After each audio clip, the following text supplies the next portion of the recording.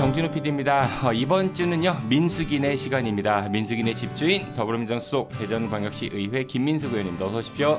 안녕하세요. 집주인 김민숙입니다. 네, 그리고 새빵사는 디트뉴스 24 한지혜 기자십니다. 어서 오십시오. 네, 세입자 디트뉴스 한지혜 기자입니다. 네, 좋은 임대인이에요? 그런 것 같아요? 착한 임대인. 그렇죠. 이 임대료를 안 받으니까. 네, 그렇죠. 네, 네, 착한 임대인 맞는 것 같고요. 네. 우리 그 카운트파트라고도 할 수 있는 종선이네 있잖아요. 네. 오늘 그 들려온 소식인데 그 박종선 의원께서 프로그램 하차하겠다고 이런 이야기를 전해왔네요. 예, 뭐 한 번 하셨는데. 두 번 아쉽네요. 하셨죠? 네. 두 번 하셨어요? 네. 아쉬워요. 근데 뭐 많이 시간적 여유가 없으시다고 해가지고 이제 아쉽게도 하차를 하시기로 했고, 그래서 이제 다른 분을 국민의힘 소속 의원 한 분을 또 섭외를 했는데 이분이 흔쾌히 응하셨거든요. 네. 그러다가 또 갑자기 뭐 어려울 것 같다고 또 말을 또 바꾸셨어요. 이 국민의힘 소속 의원님 섭외하기가 어렵네. 우리 박종선 의원님은 뭐가 바쁘실까? 총선 준비하시나? 아니, 많이 바빠가지고 뭐 시간 내기가 좀 어렵다 이렇게 얘기를 하셔서 네, 그래서 다음 주 종선이 내가 좀 걱정이긴 합니다. 후속으로 어떻게 해야 될지. 아무튼 뭐 청취자 여러분들께 미리 말씀드리고요. 예, 잘 준비해 보도록 하겠습니다.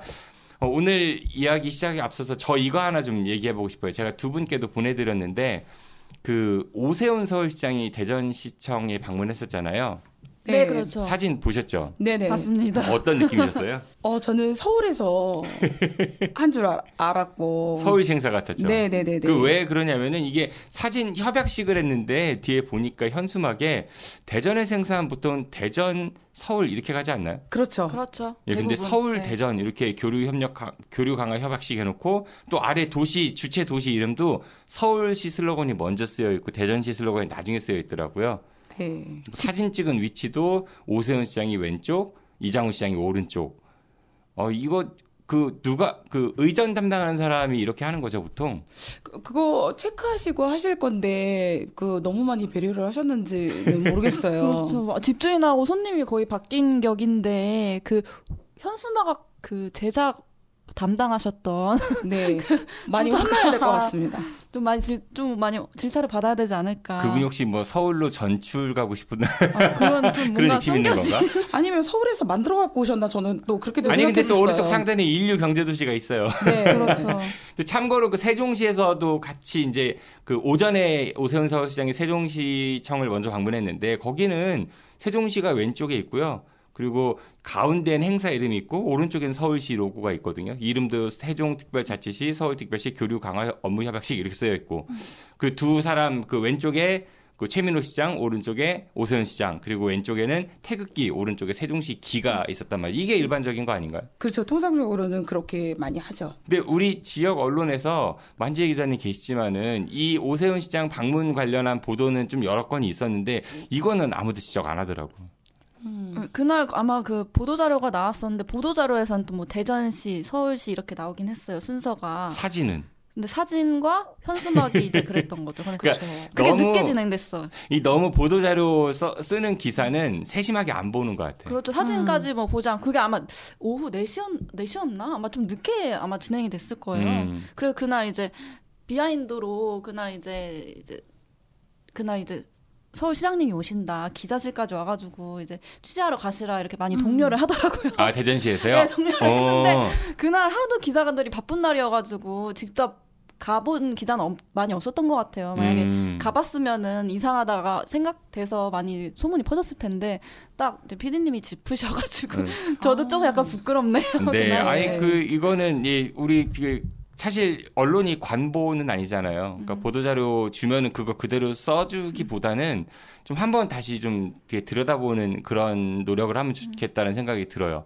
그 예전에 민원연에서도 관련 보고서를 한번 냈었는데 보도자료 비율 한번 낸 적이 있거든요. 네. 심한 언론은요. 그때 제 기억으로는 어디였더라. 뭐 인터넷 언론도 그랬었고 지면신문도 그렇고 한 90% 정도가 보도자료에 전체 기사에 이거는 그 신문 뭐 언론이라고 할 수가 없죠. 관보라고밖에 할 수 없죠. 그래서 좀 그런 거는 우리 지역 언론들이 좀 따끔하게 얘기를 들었으면 좋겠다라는 거를 말씀을 드립니다.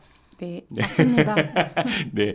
오늘 첫 번째 할 얘기는요. 그 김민숙 의원님께서 이제 그 제안하신 얘기입니다. 여성 비정규직 노동자 관련해 가지고 좀 얼마 전에 뭐 좀 하셨다고요? 네, 어제 대전 지역 여성 녹음 노동자 기준 어제입니다. 그러니까 네. 지난 월요일이죠. 그렇죠.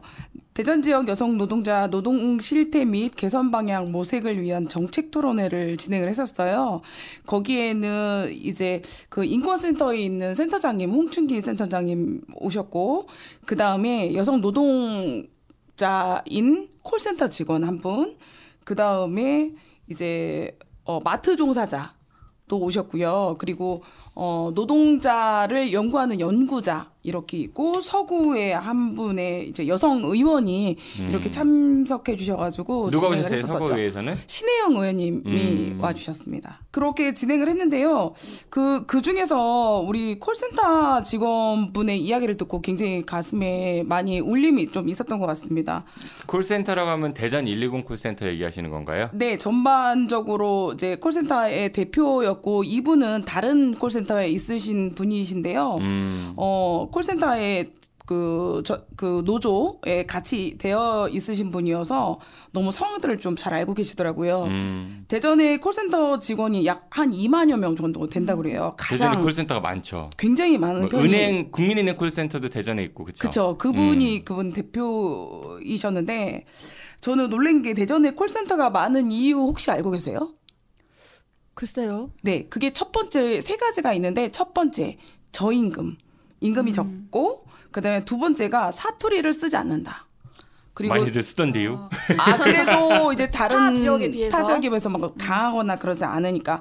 그리고 세 번째가 대전 사람은 잘 참는다라는 이유라고 해서 잘 참는다. 너무 슬픈 것 같아요. 이건 네. 분노가 느껴지는데 세 번째는? 네, 영국에서도 사실 인도에 이제 그렇죠. 둬가지고 콜센터를 운영하잖아요. 미국도 필리핀에 많이 두고 있습니다. 그렇죠. 근데 이제 인도가 약간 영국식 발음이라고 해서 주로 인도에서 이렇게 많이 하는데, 거기에서도 이유가 사실은 인도 여자들이 잘 참는다였거든요. 그러니까 그게 우리 대전판에 약간 이런 모형으로 온 것이 굉장히 좀 가슴 아픈 자존심 상하는데. 일이었죠. 그리고 뭐 콜 저는 몰랐는데 이게 급여가 나눠져 있거나 그런 건 생각하지 못했는데, 콜 수를 많이 받은 것을 한 달에 이렇게 나래를 세워가지고 그 순위별로 급여를 받는다고 해요. 그래서 1분도 쉴 수 없는 그런 환경이다, 이렇게 말씀하시는 거 보고 굉장히 좀 놀랐습니다. 대전시도 사실 120 콜센터라는 걸 운영하는데 그거 직영 아니죠?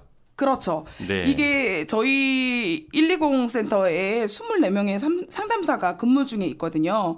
근데 사실은 이제 전국 광역 지자체에서 유일하게 직고용이 안 된 그런 형태인 거예요. 용역회사가 이제 용역회사에서 운영 중이고요. 그런데 2006년도 9월에 전국 최초로 지자체 콜센터를 이제 대전에서 실시를 했거든요. 그런데 이상한 게 대전시 안에 이제 뭐 청소라든지 공원 관리 뭐 이런 직원들도 전부 다 정규직으로 전환이 되었어요. 근데 남아있는 지금 이 콜센터 직원들은 정규직으로 전환도 되지 않았고 용역회사에서 이제 운영이 되는 그런 상황이라고 해요. 그래서 제가 직접 이 콜센터 직원분들 통해서 한번 물어봤어요. 왜, 무슨 문제 때문에 왜 상담사들만 되지 않느냐 물어봤는데, 자세한 내용을 잘 모르겠다, 왜 그러는지. 그런데 허 시장님 계실 시절에 민노총에서 공식적으로 MOU를 맺기도 했대요. 그래서 곧 정규직으로 전환된다라고 해가지고 선거만 잘 끝나고 나면 되는 상황이었는데. 선거만 잘 끝나고. 네. 근데 이제 민노총에서 공식적으로 했으니까요. 되는 거였는데 이정호 시장님께서 되고 나서 면담조차 이제 성립이 좀 안 되고, 본부장님이 계속적으로 직접적으로 요청했는데도 거절당하고, 그래서 이분들은 사실 정규직으로 안 된 것도 속상하지만 소통조차 안 하는 게 굉장히 슬픈 일이다, 이렇게 말씀하시더라고요. 그 대부분의 콜센터들이 보면은 그 다 외주를 주더라고요. 근데 이분들이 전화 받을 때 예를 들어서 감사합니다, 뭐 KB 국민은행입니다, 뭐 감사합니다, 대전광역시입니다, 이런 식으로 그 소비자와 1차적으로 만나는 대표인 거잖아요. 그렇죠. 근데 그 대표가 그냥 외주 인력이에요. 그렇다고 하면은 이게 말이 안 되지 않나? 그러다 보니까 상담의 범위가 굉장히 좁아요. 책임질 수 있는 자리가 아니니까. 맞아요. 상담의 범위가 좁다 보니까 민원인들의 그런 상담 욕구를 해소를 다 시켜주지 못하는 사례들이 많고, 그러다 보니까 민원인들은 또 뭐 불만족스러우니까 화나서 이분들한테 막 해대 붙이고 욕하고 이런 거 상당히 많거든요. 그렇죠. 와, 이 악순환인데 이거 어떻게 해결 안 되나? 그래서 지금 우리 대전은 완전히 모범 사례고, 사실 그 단순한 업무만 하는 수준은 아니고요. 전기차 관련한 거라든지 지난해 코로나 있었을 때 대응하는 것도 거의 굉장히 많이 업무를 했다고 해요. 그리고 시에서 발생하는 모든 일을 지금 대응하고 있는데 잘 이루어지지 않고 소통도 안 되다 보니까 1인 시위를 지금 한 달 반 정도부터 지금까지 매일 진행하고 있고요.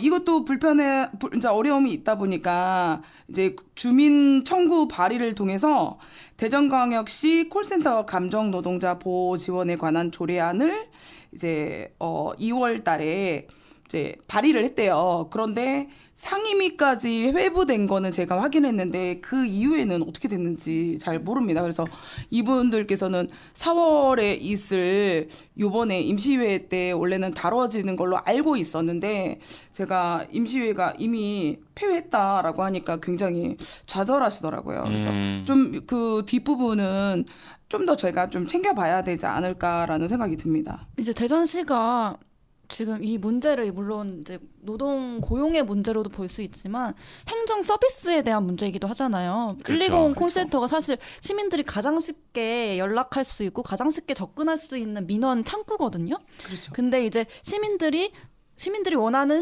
민원의 질, 그러니까 민원 서비스의 질은 점점 높아지고 있는데, 그러면서 우리가 상담할 수 있는 서비스 분야는 점점 광범위해지고, 예를 들면 전기차라든지 이런 정책 같은 것들이 늘어나면, 그렇다면 이분들은 계속 업무가 과중될 수밖에 없는 거거든요. 그래서 이분들 대전시가 이분들을 어떤 행정 창구, 대시민 행정 창구의 첫 번째 업무를 담당하는 정말 공무원만큼 중요한 분들이라는 그 마인드가 있어야 되는데, 사실 그 마인드가 사실 지금 민선 8기에 굉장히 부족한 것 같고, 지금 제가 취재했을 때 이분들이 이제 기자회견 했을 때 취재한 바로는 이 공공부문 이제 정규직 전환이라든지 이런 거 이제 지난 정권 때 많이 이루어졌었는데, 지금 올해에 이분들의 직접 고용 전환 논의가 구체적인 창구, 예를 들면 정규직 전환 심의위원회라든지 이런 데 상정되지도 못했어요. 그냥 내부 검토만을 통해서 그냥 재위탁하자, 이런 식으로 지금 이런 고용 문제가 치부되고 있기 때문에, 아까 뭐 1인 시위도 말씀하시고 그 조례 발의라든지 그 부분 통해서 아무래도 이 문제를 공론화해야 하지 않을까, 이렇게 생각합니다. 상임위에서 잘 그것들이 받아들여질지도 사실은 잘 모르겠고요.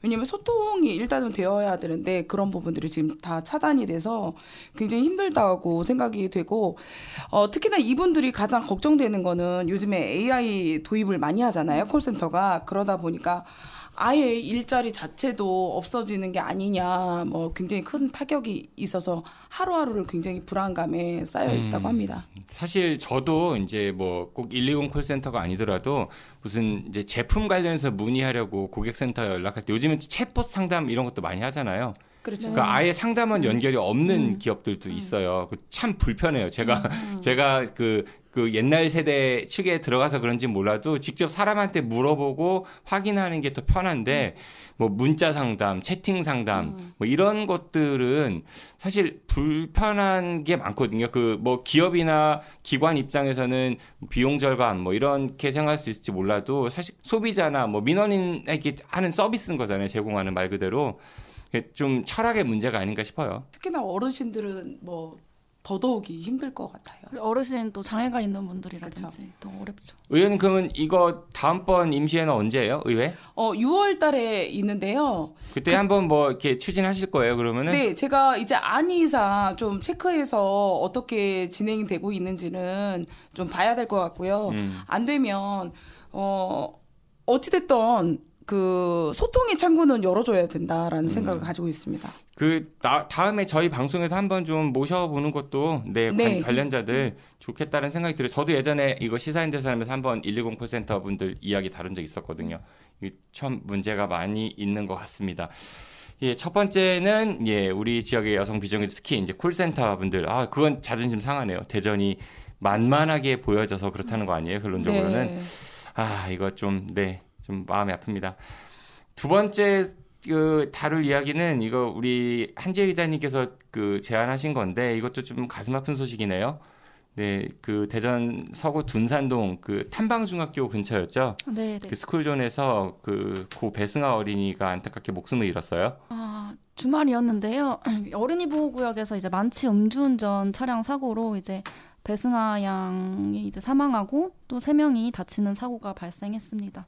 지금 부상자 3명 중에 또 1명 정도 학생이 이제 중환자실 치료 중이라고 이제 알려져 있는데 뇌수술 받았다면서요? 네, 중환자실 치료 중이어서 아무래도 이 사건이 참 안타까운 사건이기도 하고 또 지금 11일 날 이제 발인 이후에 이제 대전 추모공원에 안치됐다고 이제 언론에 보도됐는데요.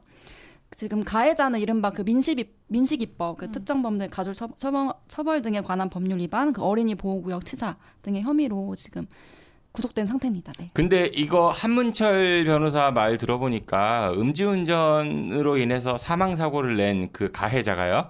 형사 합의도 보지 못한 상태인데 보통 형량이 평균 한 4년 정도밖에 안 된대요. 네, 그렇습니다. 이거 너무하는 거 아니에요? 네. 거기에 또 이 가해하시는 분이 원래 평소에도 좀 약주를 좋아하셨다고 그래요. 그리고 이제 지역에서 굉장히 알려진 기사로도 보셨지만 주민자치회 회장님이신데 같은 지역구에 있는 아이를 이렇게 한 부분이라서 모든 분들이 지역 안에서는 굉장히 충격을 받고 지금 굉장히 어려움을 많이 겪고 있다고 하더라고요. 그래서 분위기가 굉장히 침체되고 사실 문제가 이게 사고가 나서 알려지기도 했지만은 이분이 도마동에서 둔산동까지 차를 몰고 온 거잖아요. 그렇죠. 그러면 한 5km 이상. 그러니까 그 시간 동안은 무방비 상태였던 거고요. 그리고 이건 사고가 났으니까 알려진 거지 사고가 나지 않은 그런 위험이 얼마나 도로에 많이 있을지 우리나라가 너무 음주에 관대하지 않아요? 상당히 관대한 음주 운전뿐 아니라 술에 너무 관대한 것 같아요. 예를 들어서 하면 술 마셨으니까 그냥 네가 이해해 이런 분위기부터 해서 또 만취 상태라 기억이 잘 나지 않습니다. 그러면은 심신미약 등이 인정되고 이렇게 좀 감량되는 그런 사례도 우리가 많이 볼 수 있었잖아요. 음주운전도 삼진 아웃, 그러니까 2번의 기회를 주는 거예요. 음주운전은 살인과 같습니다라고 이야기하면서 실제로는 너무 이 술에 대해서 관대한 문화, 이거 좀 어떻게 이 처벌이 능사는 아니지만 너무 관대한 거 이거 좀 바뀌어야 되지 않을까 싶어요.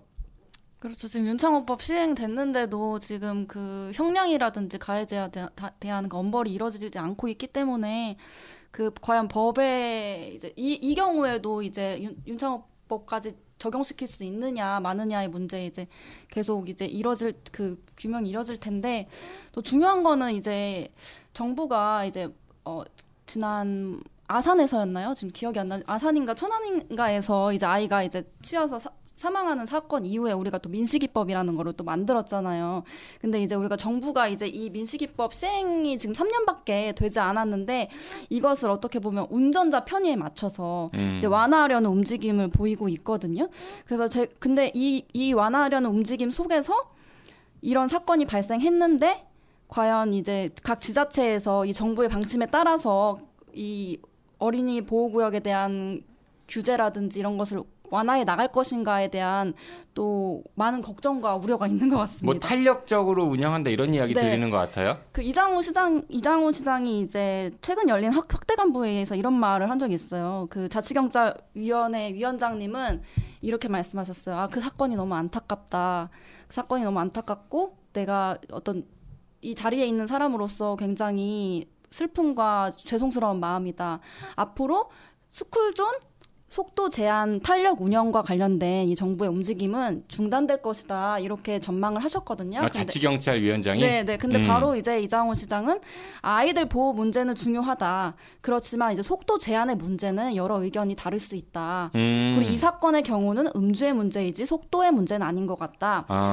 아이들이 등하교하는 시간을 분석해서 이 속도 제한 탄력 운영을 제서 있게 해야 된다. 이렇게 좀 확고한 입장을 좀 보이셨더라고요. 그래서 실제로 지난해부터 이제 어린이집 인근이라든지 스쿨존 제한 속도 50km로 상향되는 것들이 이뤄지고 있었고, 또 이제 올해 하반기에도 이제 대덕초등학교 어린이 보호구역 구간에 이제 가변형 속도 제한 시스템 도입을 지금 시범적으로 할 예정이거든요. 근데 이 사건 이후에 시가 어떤 뭐 정책적인 변동이 있을진 모르겠지만 현재까지는 계속 그 정부의 방침을 따르는 것을 고수하고 있는 것으로 이제 파악이 되고 있습니다. 참 이게 사실 두 분 다 운전하시죠? 네. 예, 저도 이거 처음 5030 도입되고 네. 이 스쿨존 30 좀 짜증 났거든요. 도로에서 너무 천천히 가야 하잖아요. 특히 옥천 가는 길 보면요, 그 세천 초등학교 앞에 네. 그 드넓은 국도에서 30이에요. 그러니까 정말 이게 과연 실효성이 있나 이런 생각이 들고 짜증이 나긴 했어요. 그런데 좀 다 바꿔 생각해 보니까 그거 조금 빨리 간다고 제 인생이 크게 달라지는 건 아닌 것 같더라고요. 그렇죠. 그러니까 만약에 사고율, 특히 사망 사고율을 줄일 수 있다면은 이런 불편함은 감수해야 한다. 저는 이제 그렇게 생각이 좀 바뀌었어요. 이거를 효율성으로 볼 것인가, 이게 좀 이것도 철학의 문제가 아닌가 싶기도 하고요. 네, 그 운전자들의 속도 제한 완화 목소리는 원래 그 한편으로는 저도 타당한 부분이 있다고 생각을 해요. 그런데 편도 4차로 도로이고 또 차량 통행량이 많은 그런 주 도로에서 학교 주변이라는 이유로 30km 제한하는 것이 사고 예방에 도움이 되는 것이 맞을까? 뭐 이렇게 생각도 해볼 수 있는데, 그런데 학부모들의 우려가 굉장히 좀 타당하다고 저는 생각을 하거든요. 예를 들면 차도 한쪽만 그 감시 카메라가 있고 카메라가 없는 방향으로 가속하는 차량이 굉장히 많이 있습니다. 그래서 그렇죠. 양쪽에 있지 않고요. 그래서 또 카메라를 지나면 속도를 더 내기 시작을 하잖아요, 사실은. 그래서 이런 상황에서 보상심리. 네, 카메라도 없으면 속도 제한이 의미가 없을 것 같다라는 그런 생각도 들고, 작년에도 MBC에서 관련 보도도 있었거든요. 이게 아마 윤석열 인수위 공약 중에서 안전 5030 재검토가 있어서 이제 양방향 감시 카메라 설치해달라라는 민원이 엄청 폭주했었어요, 그때. 그런데도 움직이지 않았던 뭐 경찰들이 현 정부의 요구에 맞춰서 막 갑자기 막 움직이기 시작하고, 그러면서 제가 알기에는 좀 조정이 되는 시범으로 운영되는 데가 한 7군데 정도 지정된 걸로 알고 있어요.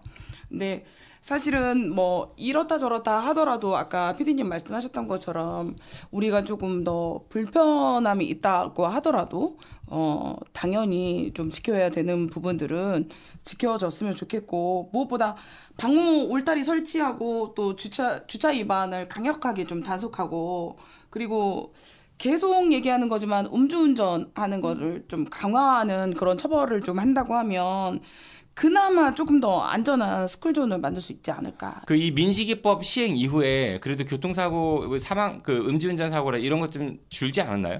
민식이법 시행된 게 2020년인데 2020년에 이제 480여 건에서 2021년 523건으로 오히려 늘었고요. 늘었네. 네, 그리고 2022년에도 400여 건대로 계속 유지되고 있어요. 그래서 이건 별반 효과가 없다는 얘기인 거고. 네, 그러니까 더 이 법을 또 강화하면 강화했지 완화하는 방향으로는 절대 이 사고를 줄일 수 없다. 그러니까 이게 사실은 비슷한 얘기 같아요. 사형제가 있으면은 강력범죄가 줄어들 것이냐라고 할 때 사형제 찬성론자들은 사형 당할 수 있으니까 줄일 수 있어라고 하지만 반대론자들은 사형제 실제 도입하는 사례를 보더라도 강력범죄율이 줄지 않는다. 그리고 혹시 오심이 있을 수도 있지 않느냐, 뭐 이런 이야기들을 한단 말이죠. 음주운전도 이게 처벌도 중요하지만 저는 아예 원천적으로 좀 할 수 없는 그런 제도 도입. 예를 들어가지고 왜 자동차 시동 걸기 전에 음주 측정하고 걸게 하는 맞아요. 장치 있잖아요. 네네. 근데 그거 이제 미국이나 이런 여러 나라들은 도입을 했거든요. 그러니까 모든 차량에 부착하는 건 좀 그렇으니까 음주운전 전력이 있는 사람들은 그걸 의무화 시켰어요. 그러니까 좀 그런 식의 장치들도 우리가 좀 이제 도입을 해야 되지 않을까 그런 생각이 좀 들기도 하고, 이 30km 스쿨존 시속 30km 이거는 솔직히 두 분도 좀 짜증은 나죠. 가끔 바쁠 때 예. 그럴 때 있긴 그런데 하지만 그래봐야 15초예요. 그렇죠. 선거 때 왔다 갔다 두 번 네. 찍힌 적이 있습니다. 아니 그래봤자 15초 정도밖에 안 맞아요. 되거든요. 딱 보면은 그 15초 사실 그래서 사고율이 줄어든다라는 것보다 또 경각심이 생기잖아요. 여기는 짜증나지만 천천히 가야 해라는 경각심 같은 것들이 생길 수 있으니까 이건 좀 정부에서 좀 더 그 철학을 갖고 정책을 하면 좋겠다는 생각이 드네요. 뿐만 아니라 또 우리 학생이잖아요. 이 학생 때문에 그 주변에 있는 같은 친구들이 정말 많이 계속 울고 있대요. 얼마나 슬프겠어요. 원래 제 아는 분이 미술학원을 하는데 짝꿍이 다닌대요. 근데 같이 너무 친해서 커플티를 맞췄었는데 그거를 주지 못하고 그렇게 되는 바람에 병원에 이제 그거 엄마랑 같이 가서 그걸 전달하고 왔다고 하는데 다른 친구들도 굉장히 충격이 많이 크기 때문에 그리고 그게 계속적으로 전국 방송에 계속 나왔잖아요. 그러다 보니까 이게 너무 아이들이 힘든 거죠. 그래서 지금 교육청에서도 관련해서 다른 친구들 주변에 있는 학생들을 대상으로 전체적으로 심리 상담이 진행될 것 같습니다. 네, 트라우마가 얼마나 심하겠어요. 네, 우리 이번에 안타깝게 하늘나라로 떠난 고 배승아 양의 명복을 빌겠습니다. 예, 다음 이야기 하나만 더 해보죠. 이것도 전국적으로도 큰 이슈가 됐어요. 정치권에서 저는 개인적으로 이거 광파한다라는 생각이 드는데 생색만 내고 이 1,000원 아침밥. 네, 그쵸. 이거 사실 도입된 지가 꽤 오래된 건데 요즘에 좀 부각이 되고 있어요. 이게 도입된 지가 지금 한 몇 년 됐죠? 2017년에 처음 시행한 거거든요. 지금은 보니까 거의 누가 원조냐까지 논쟁까지 벌이면서 그러니까 너무 지금 많이 경쟁적으로 이 사업을 이제 이 정치권 보면 좀 한심한 게 이게 학생들 아침 걸은 학생들을 위해서 또 쌀 소비 활성화 이런 목적으로 농식품부가 2017년부터 시행을 했던 사업이니까 꽤 오랫동안 해왔던 겁니다. 이게 아침 학식이 예를 들어서 5,000원이면은 정부가 1,000원 지원해주고 학생이 1,000원 내고 나머지 3,000원은 그 학교에서 부담하는 이런 시스템인 건데 갑자기 정치권에서 서로 국민의힘에서는 제가 경희대학교에 갔었나요? 예, 경희대학교에 김기현 대표가 당선되자마자 가가지고 같이 학생들하고 밥 먹으면서 그런 모습 비춰지기도 했고요. 그러니까 민주당에서는 이거 민주당 정부 때 시행했던 거다 이렇게 좀 맞불 놓으면서 전남대에 가셨었죠? 네. 처음 시행됐던? 네, 그리고 또 이제 양당이요 서로 이제 문서를 주고받았대 이것도 확대하자 이런 식으로 그러면서 내년 총선이니까 이제 청년층 표심을 겨냥해서 아마 그렇게 하는 것 같은데. 민주당은 방학 때도 하자 이런 주장을 하는 것 같고 국민의힘에서는 그거는 좀 생각해봐야 한다 이렇게 이야기하면서 모든 대학에 확대하자 지원 확대 또 요즘 현수막 보면은 2배로 늘렸습니다 이런 자랑하는 그런 현수막도 정당에서 많이 붙이고 있고 근데 전 여기에서 제일 기가 막힌 거는요 정치권이 너무 숟가락만 줬다 생색만 내고 있다 왜냐하면 여기서 돈 제일 많이 부담하는 게 누구예요? 학교. 대학이잖아요. 네. 그렇죠. 학교죠. 정작 돈을 제일 많이 부담해야 되는 학교는 가만히 있는데 꼴랑 1,000원 주면서 뭘 그렇게들 할 얘기들이 많은지 예, 좀 이해가 안 가요. 이거 좀 공론화가 되니까 이 농식품부에서 확대하겠다고 지금 추가로 1,000원의 아침밥 대상학교를 추가 모집을 하는데 대전에서는 현재 이거 시행하는 학교가 충남대학교밖에 없고요. 한남대학교가 이제 추가 대상에 신청을 했대요. 나머지 학교들은 고민 중. 한밭대 우송대는 안 하기로. 왜냐? 너무 부담되니까. 학생들이 많이 몰리면 식자재 값도 있지만은 또 더 많은 사람을 뽑아서 써야 할 거 아니에요. 밥 먹으러 오는 학생들이 많아지면은 그건 그렇죠. 학교 부담이라는 거니까. 학교마다 빈부격차가 나는 거지. 부자인 학교는 할 수 있는 거고 좀 더 그러니까 이게 학교는 못 하는 거고. 학교 입장에서 보면 되게 답답할 거예요. 왜냐면은 그거 시행 안 한 학교들은 우리 학교는 뭐야? 그래서 상대적 박탈감도 느끼면서 위화감도 느끼고 우리 학교는 학생 복지에 관심이 없는 학교라는 낙인이 찍힐 수도 있는 거잖아요. 학교 입장에서도요. 상당히 이거는 시행하면 정부 탓, 시행 안 하면 학교 탓. 아주 이상한 구조인 것 같아. 그래서 재정 사정이 좋지 않은 지방대에서는 이제 굉장히 난감할 거라고 생각을 하고요. 금액을 대학에서 이제 부담하기 때문에 더더욱이 고민도 많이 될 텐데 학교 측의 부담도 크지만 사실은 저는 이제 요즘에 많이 만나는 분들이기도 하지만 대학 조리 노동자들의 일감은 또 대폭 늘어날 거잖아요. 뭐 그리고 그러다 보니까 이제 이분들도 막 인력을 더 확대해야 된다, 또 뭐 충원을 해야 된다, 막 이런 목소리도 좀 나오고 있는 부분이 있어요. 그래서 뭐든지 서비스 제공을 위해서는 또 희생되는 노동자가 또 있을 수 있다는 점을 좀 정책 결정자들은 좀 고민했으면 좋겠다라는 당연하죠. 생각을 좀 합니다. 그리고 서비스를 확대하는 정책은 항상 이면에 그 서비스를 제공하기 위해서 투입되는 사람들의 희생을 담보하고 있고, 또 이런 문제를 도외시한다면은 지속적이고 좀 안정적인 그런 정책이 되기 어렵기 때문에 이렇게 하다가 또 뭐 조용히 갑자기 사라지거나 뭐 타산이 안 맞으면 못한다라는 등 뭐 이렇게 해버리면 오히려 안정적이지 못하지 않을까라는 생각이 들고, 저는 의원이니까 이게 어떤 예산 항목으로 또 지원이 되는지, 또 그리고 관련 조례가 있는지, 법안이 뭐 있는지 이런 부분들 봤는데 제가 찾아볼 때는 없었거든요. 그러니까 뭔가 하려면 좀 더 안정적인 정책을 만들어서 법적, 제도적 뒷받침이 있어야 한다. 해야만 그래도 꾸준히 좀 할 수 있지 않을까라는 생각이 듭니다. 현재까지는 보면 정책이 너무 촘촘하지 못해서 이게 방향은 맞는데 좀 일종의 포퓰리즘 성격도 있어 보인다. 네. 뭐 그렇게 생각이 들거든요. 이거는 사실 제가 이제 대학 그 당국에 대한 비판을 평소에 많이 하는데 대학 입장에서도 되게 애매할 것 같아요. 왜냐하면 지금 국가장학금이나 아니면 학자금 대출 가능한 대학으로 지정받으려면은 등록금을 동결시켜야 하잖아요. 올릴 수가 없으니까. 그런 상황에서 이렇게 뭐 정부 꼴랑 1,000원밖에 안 주는데 뭐 이런 건 아닌 것 같고, 정부에서도 좀 더 지원 액수를 늘린다든지, 그리고 지자체에서도 요즘 뭐 지역대학 뭐 살린다 뭐 이런 얘기들 많이 하잖아요. 우리 지역으로 학교 오세요 이런 이야기들 많이 하고, 밥만큼은 지역 지자체가 책임지겠습니다라고 할 수도 있는 거 아니야. 예산도 그렇게 많이 들어가는 것 같지도 않던데. 충분히 그럴 수 있을 것 같고, 저번에 전남대 갔을 때 그 아침 1,000원 식사 보니까 뭐 거의 호텔 뷔페식 수준이더라고요. 굉장히 잘 나오더라고요. 뭐 빵부터 시작해서 모든 게 완벽하게 뭐 오므라이스도 포함되어 호텔 있었습니다. 뷔페는 훨씬 더 잘 나오겠죠. 네, 근데 그 정도의 퀄리티는 아니지만 그래도 굉장히 좀 잘 되어 있어서 학생들이 만족도가 높았거든요.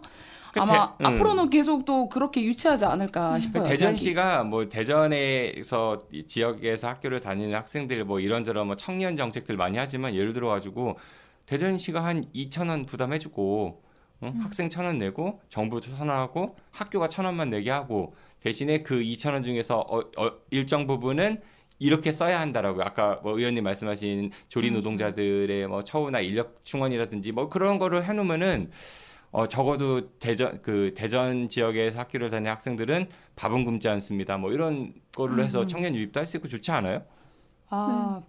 지금 대전시에서 하는 청년 뭐 복지 관련 정책이 사실 항상 말씀하시는 거 주거에 거의 집중돼 있거든요. 그렇죠. 뭐 월세 지원이라든지 뭐 이런 거의 주거에 대해서 뭐, 그리고 주택, 청년 주택 요것만 계속 말씀하시는데, 그거는 이제 청년 주택 건설이라는 것도 사실 미래형의 얘기고, 지금 청년들은 그 혜택을 지금 못 받는 거잖아요. 다가온 이런 것도 비싸요. 네, 그렇죠. 그래서 알아보면은 생활적인 복지 측면에서 이 부분을 어떤 예산을 할애해서 좀 청년들한테 지원해주는 것도 저는 나쁘지 않다고 생각합니다.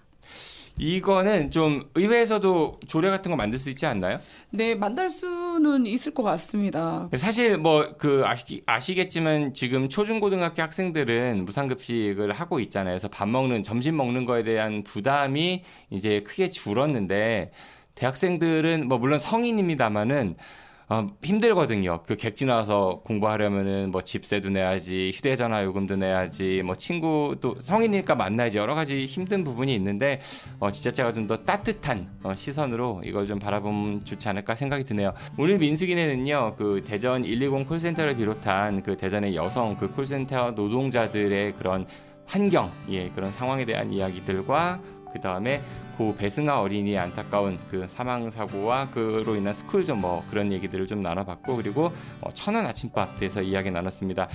네, 오늘 또 두 분 고생 많으셨습니다. 안녕히 가십시오. 감사합니다. 감사합니다. 예, 전 다음 주에 누구랑 찾아와야 될지 모르겠네. 아무튼 땡땡이네 시간에 뵙겠습니다. 청취해주셔서 고맙습니다. 안녕히 계십시오. I'll be back.